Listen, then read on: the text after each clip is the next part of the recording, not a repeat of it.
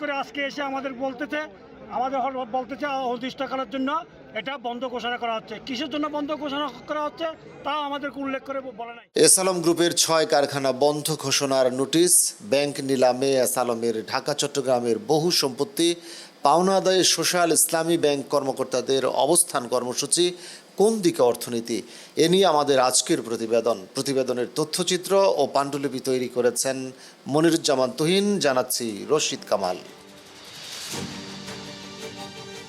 কাঁচামাল সংকটের কারণ দেখিয়ে মঙ্গলবার 25 জানুয়ারি দুপুরে চট্টগ্রামে অবস্থিত এস আলম গ্রুপের 6টি কারখানার সামনে বন্ধের নোটিশ টানিয়ে কারখানাগুলো বন্ধ ঘোষণা করা হয়েছে। এই নোটিশ দেখে শ্রমিকরা কারখানা গেটে বিক্ষোভ প্রদর্শন করেন। এস আলম গ্রুপের মানব সম্পদ ও প্রশাসনের প্রধান মোহাম্মদ বোরহানুদ্দিনের সই করা নোটিশে উল্লেখ করা হয়, কর্তৃপক্ষের নির্দেশক্রমে অনিবার্য কারণবশত আগামীকাল বুধবার থেকে পরবর্তী নির্দেশ না দেওয়া পর্যন্ত কারখানাগুলো বন্ধ থাকবে। তবে কারখানার নিরাপত্তা, সরবরাহ ও জরুরি বিভাগ খোলা থাকবে। বন্ধ ঘোষণা করা কারখানাগুলো হলো S Alam refined sugar industries, S Alam power plant limited, S Alam cold rolled steels limited, S Alam cold rolled steels limited নফ, S Alam power generation limited ও Infinity CR strips industries limited. এর মধ্যে 2টি চট্টগ্রামের কর্ণফুলী উপজেলার কালারপুর, 3টি ঈসানগর ও 1টি বাঁশখালীতে অবস্থিত।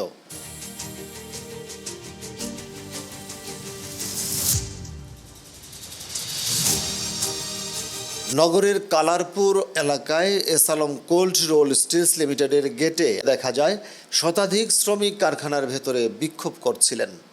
তারা আকস্মিক নোটিশে কারখানা বন্ধ ঘোষণা করায় পরিবার পরিজন নিয়ে বিপাকে পড়ার কথা জানান।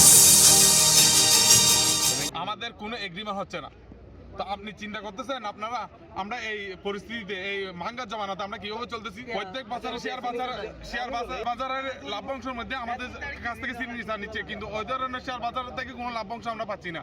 S Alam cold roll steels লিমিটেডের উৎপাদন ব্যবস্থাপক নাজিম উদ্দিন বলেন, আমাদের কারখানায় সবকিছু স্বাভাবিক চললেও আকস্মিক ছুটির নোটিশ দেওয়া হলো। কেন সাধারণ ছুটি দিয়ে দিল জানি না, আমরা একেবারে আকাশ থেকে পড়লাম। আমাদের যে ফ্যাক্টরিটা বন্ধ করে দিচ্ছে, এই ফ্যাক্টরিটা কিসের জন্য বন্ধ করে দিচ্ছে, কি কারণে বন্ধ করে দিচ্ছে, এটা আমরা জবাব চাই। এস আলম গ্রুপের প্রধান কার্যালয়ের হিসাব বিভাগের একাধিক কর্মকর্তা নাম প্রকাশ না করার শর্তে বলেন, ব্যাংক থেকে নতুন করে সহযোগিতা না পাওয়ায় কাঁচামাল আমদানি করা যাচ্ছে না। কাঁচামাল আমদানি করা না গেলে কারখানা চালুর সুযোগ নেই। এজন্য সাময়িকভাবে কারখানা বন্ধ করা হয়েছে। এ 6টি কারখানায় অন্তত 12,000 শ্রমিক কর্মচারী কাজ করতেন বলে জানান এক কর্মকর্তা।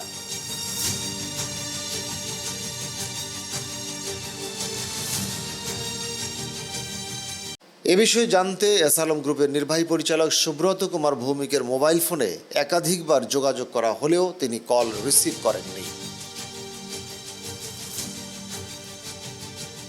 এস আলম গ্রুপের উপব্যবস্থাপক আশিস কুমার নাথ দ্য ডেইলি স্টারকে বলেন, কাঁচামাল সংকটের কারণে কারখানাগুলো বন্ধ করে দিতে হয়েছে, তবে শ্রমিক কর্মচারীদের বেতন ভাতা চালু থাকবে। পরিস্থিতির উন্নতি হলে আবারও কারখানা চালু হবে। অন্যদিকে 1 নভেম্বর জনতা ব্যাংক জাতীয় পত্রিকায় বকেয়া ঋণের টাকা আদায় করতে এস আলমের সম্পত্তি নিলামে তুলেছে। এ সংক্রান্ত একটি বিজ্ঞপ্তি প্রকাশ করে 1850 কোটি টাকার খেলাফি ঋণ আদায়ের জন্য জনতা ব্যাংক এস আলম গ্রুপের সহযোগী প্রতিষ্ঠান গ্লোবাল ট্রেডিং কর্পোরেশন লিমিটেডের জামানত সম্পত্তি নিলাম করার ঘোষণা দিয়েছে। অন্যদিকে এস আলম গ্রুপকে বিনিয়োগ দেওয়া 45,000 কোটি টাকা ফেরতের দাবিতে চট্টগ্রামে শিল্প গ্রুপটির চেয়ারম্যান সাইফুল ইসলাম মাসুদের বাসার সামনে অবস্থান কর্মসূচি পালন করেছেন ফার্স্ট সিকিউরিটি ইসলামী ব্যাংকের কর্মকর্তারা। 10 ডিসেম্বর সকালে চট্টগ্রাম নগরীর 5 লাইশ সুগন্ধা আবাসিক এলাকায় ফার্স্ট সিকিউরিটি ইসলামী ব্যাংকের চট্টগ্রাম অঞ্চলের 12টি শাখার কর্মকর্তারা এই অবস্থান কর্মসূচি পালন করেন। অনেক বিনিয়োগ আমাদের এখন শ্রেণীভুক্ত, ক্লাসিফাইড হয়ে গেছে। তার একটা মেজর একটা পোর্শন আমাদের এস আলম স্যারের আমাদের চেয়ারম্যান স্যার ওনার গ্রুপের ভালো একটা বিনিয়োগ ওনার আছে। কিছু বিনিয়োগ আপনার মেয়াদ উত্তীর্ণ হয়ে গিয়েছে, তো সেই জিনিসগুলো আমরা আদায়ের জন্য বা স্যারকে আমরা অবগত করার জন্য আমরা এ সময় ব্যাংক কর্মকর্তাদের দাবি, ব্যাংকে থাকা জনগণের আমানতের টাকা এসালাম শিল্প গ্রুপে বিনিয়োগ করে ফেরত না পাওয়ায় ব্যাংকটির সব শাখায় তৈরি হয়েছে গভীর সংকট।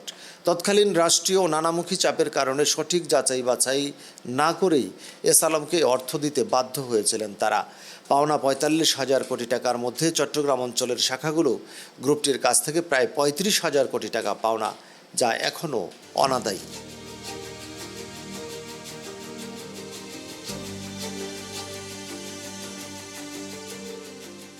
এসালাম গ্রুপের বাণিজ্য কর্মকর্তা, এসালাম গ্রুপের ব্যবসা বাণিজ্য ও কর্মকর্তাদের ভবিষ্যৎ নিয়ে অর্থনীতিবিদ থেকে শুরু করে নানা মহলে চলছে নানামুখী আলোচনা ও সমালোচনা, যা দেশের ভবিষ্যৎ অর্থনীতিতে ব্যাপক প্রভাব পড়বে বলে মনে করছেন তারা।